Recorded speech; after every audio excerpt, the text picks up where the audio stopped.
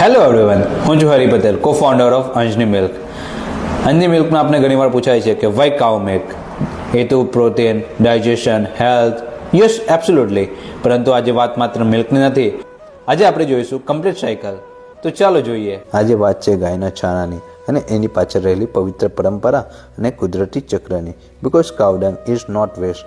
ચાલો શરૂઆત કરીએ ત્યારથી જ્યાંથી બધું શરૂ થાય છે. Fodder crops. મિત્રો, ફોડર ક્રોપ્સ એટલે પશુના ખોરાક માટે ઉગાડવામાં આવતો પાક, જેમ કે જુવાર, મકાઈ, બાજરી, લ્યુસન, નેપિયર ઘાસ. આ ફોડર જેટલું શુદ્ધ એટલી ગાય સાત્વિક અને એનો દરેક આઉટપુટ પણ શુદ્ધ. કાઉ કામલી ઇટિંગ ફોડર.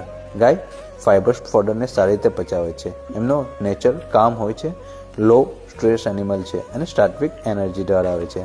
જ્યારે ભેંસ heavy digestion, different metabolism and utility based animal.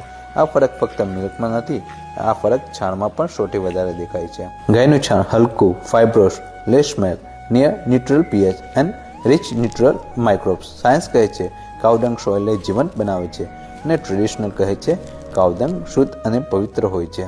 Science and spirituality meet here.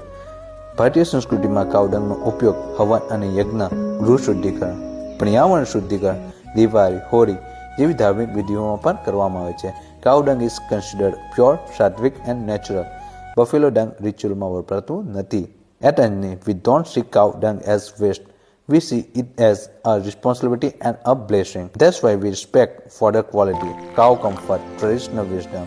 Give back to nature eventually. That's why cow is worshipped not emotionally but ecologically and spiritually. Stay natural. Stay connected with Anjani Cow Milk. Thank you. જય go માતા.